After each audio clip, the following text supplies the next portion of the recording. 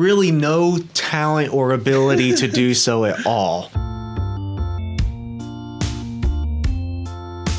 Okay, so remind me, did Rockstar Skinny have like a very different beat when you originally wrote that long first verse? I remember it sounding way different than the organ and thumpy bass. I think there was like a kind of an alternate version to start with that was like the same chords, but maybe more organ heavy, maybe sounded kind of gospel, churchy. And I remember picturing some sort of spoken word thing over that, and then obviously we abandoned it for a real song, which is good. I don't know why we would have done a spoken word track. If I can find any sort of version of that I'm talking about, I'll put it. There's probably so many things like in our text messages, maybe buried so deep in my phone that it's impossible to search for it. Stuff we sent back and forth that probably cannot be found anywhere else, honestly. I have like 2,500 voice memos that are unnamed, so it just says new recording 29. I've been going very slowly through my old voice memos, starting it from 2015, and I have voice memos of Rockstar Skinny, but it's like after I had already kind of decided the chords and everything. I think for a while you kind of just had the first verse, and I really liked what you had written. And I was up in my attic at my dad's house. There's like a finished little attic area with an acoustic guitar. I wrote the second verse up there for sure, and the bridge, heart is beating like a tight bass drum. Those parts I think I wrote on the same day, and I sent them to you, and I was like, not sure where these could go, but they're kind of fun. Honestly, I don't remember us like creating the song at all. Really? I remember like me early on probably making the beat. Yeah. I remember writing my verse. I don't remember like recording. I don't remember me being like, hey, check this out.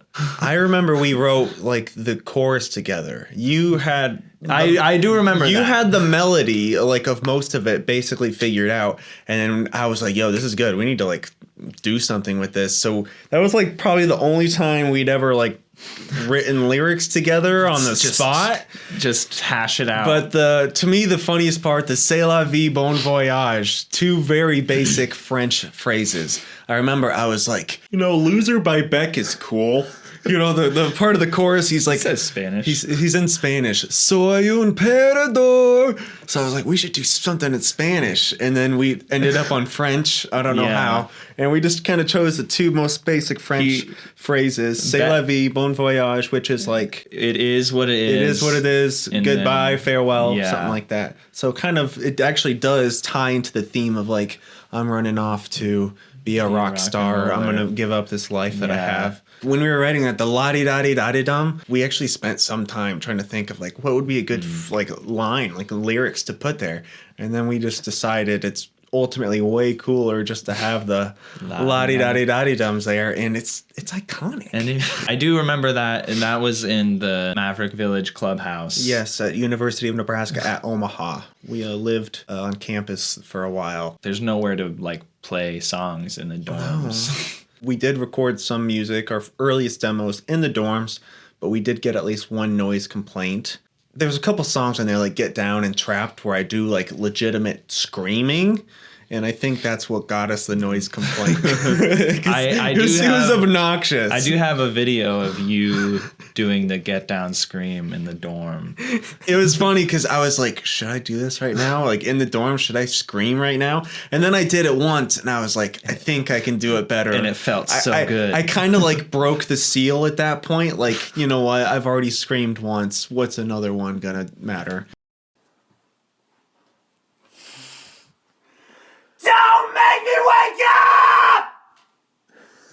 Like, speaking of voice memos, all my voice memos from that period are like me basically singing at a whisper at my keyboard because like either it's late at night or like I just don't want to bother anyone. No. You don't want to be the roommate that's always singing loudly.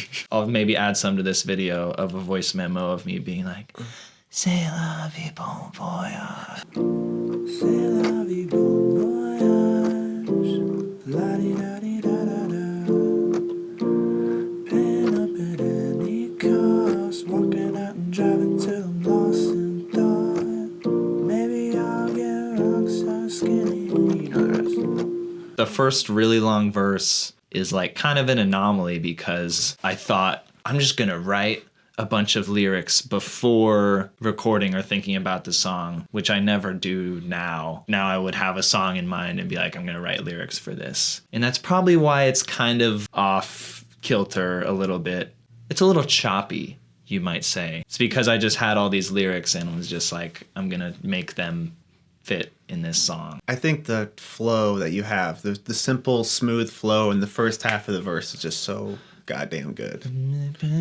Thank you. It's like a nice melody, but it's also fast cadence, so it's fun to sing along to. It kills. Speaking of the chorus, as we were before, the second half of it, where it's like waiting on the pavement and the pain, that part, killer, killer. Tie it all off with another "C'est la vie, bon voyage," la di da di da di dum.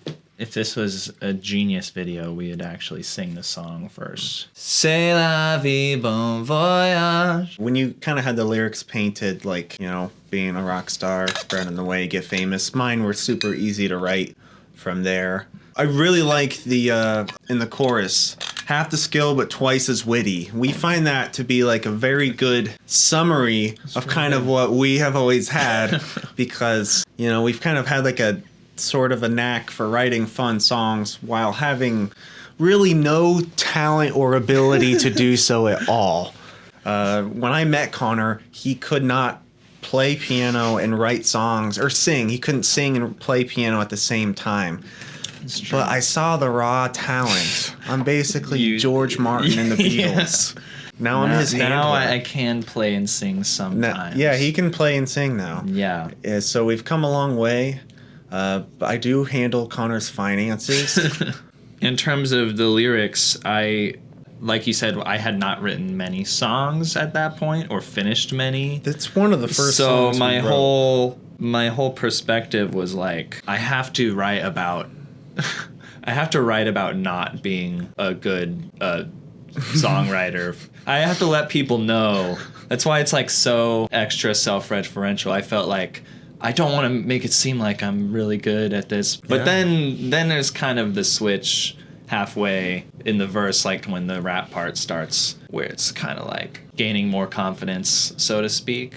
Yeah, you take a dig at one of Omaha's finest artists of the last couple decades. Conor Oberst from Bright Eyes. We should address that. The beef.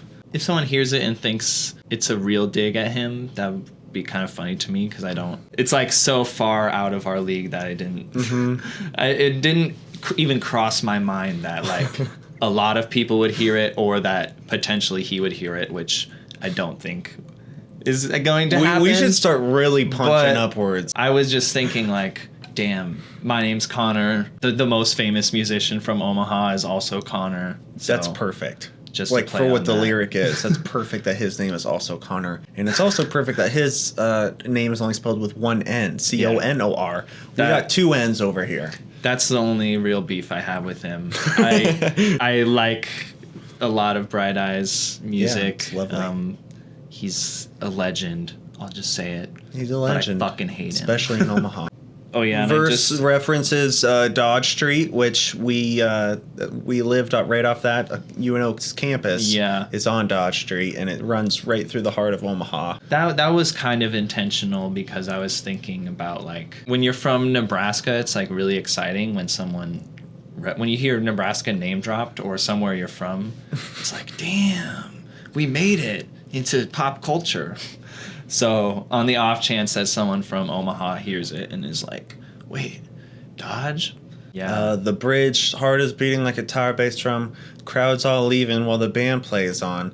At that point, we had not played a single show before. So it's not like we've played, we've just really put in our time in the late nights, sets, anything like that. Sometimes if I picture somebody hearing Rockstar Skinny, I think they're going to think like, wow, they think they're such hot shit, like talking about being a band. Like when in reality, when I wrote it, that wasn't true at all. It was just like fantasy land. So We Funny how it works out. were not a band at all when we wrote this song, which that's kind of strange to think about. But that lyric, crowds all leave while the band plays on. There's a lyric at the very tail end of a Cake song where he's like, the people get quieter and the band gets louder or something like that. And I was kind of like riffing off that a little bit. We're just getting started. This is phase 1. That's also perfect because we really were. Now I would say we're on phase are we in? 2 or 3 maximum. We're on 2 or 3 We don't know how many phases there are total. There could be 24 phases. We get to decide how many phases there are. Yeah, phase 1 would have been, I guess, just forming you and I and starting to write some songs. Phase 2, I would say, we start playing some live shows. Yeah. And we did that. January 18 was our first live show. We got George, then right. Les as our drummer, and Jake on guitar. And we played our first shows. That's phase 2. Phase 3, we start to get a little bit of a following. We're playing like slightly bigger venues and stuff. We got some international fans. I've sent out some merch orders to Germany. There was United Arab Emirates. Got some so fans. It's fun. Yeah, we got some fans now. Should also talk about the outro. Someone just asked about the outro on TikTok of Rockstar Skinny. That left turn outro of Rockstar Skinny. I don't think I was really in particular inspired by any song. It was just like I wanted something that went hard and kind of it's almost like a little jump scare because you do not expect it at all. It doesn't sound like the rest of the song in any capacity. It would be the perfect spot for the song. The song could have just ended, and I was like, That was at a time when I was listening to a lot of Unicorns of Montreal, Tally Hall, and those are bands that like really jump between little bits and sections. And I wanted something fun for the outro. Someone once told me, and they're right, and I didn't like intend on this at all, but like it sounds a little bit like the Stabs and like "Take Me Out" by Franz Ferdinand. That's exactly what it sounds like. It does. Like which you can't own a rhythm. You can't own the rhythm. It's a different chord progression, very different. But yeah, it's kind of similar. Those Stabs. It's a nice addition for live shows because I can just jump off of stage. I don't have to do anything. Connor likes the parts when there's like only guitars because then he can just F around. I said F around. Fuck around. Fuck. The bass line is it's just like an upright bass, a software plugin. It's not fake. It's not real bass, but George has gotten compliments from somebody before, like, your bass sounds really good. Bass sounds dope. And he's like, I know. Like, I agree, but it's not real. It's a good sound. There ought to be more upright bass in songs. I agree. It holds it down, man. This is probably one of the only songs we got group vocals from some of our friends and girlfriends of the band. We had them all in the studio, the yo, can I say something that's been on my mind? Yep. That's a good one. We had everyone in the studio, and that was kind of a fun experience. We hadn't done anything like that before. The song just kind of took off on its own. Here's a question. Did you ever think that it would be like our most popular song? Me neither. No. There's some songs that are just a lot more straightforward with their choruses are more to the point. Yeah. Rockstar Skinny has a great chorus, but it's very unconventional. It's not like long. It's not like la, da, da, da, da. It's not anything like that. It's like a long drawn out. It's like 40 seconds, 45 seconds or something like that. That's crazy for a chorus. Another thing you could maybe attribute to me just not having written very many songs. Like I feel like maybe if I wrote something like that now, I would think, oh, this is too long, needs to be shortened up, or just overthinking it in that way. I didn't have the ability to overthink, which is good. It's probably our most collaborative song to date, honestly, between us. And maybe that shows. Maybe that's why it's so fun for people. Maybe so we should write more songs together.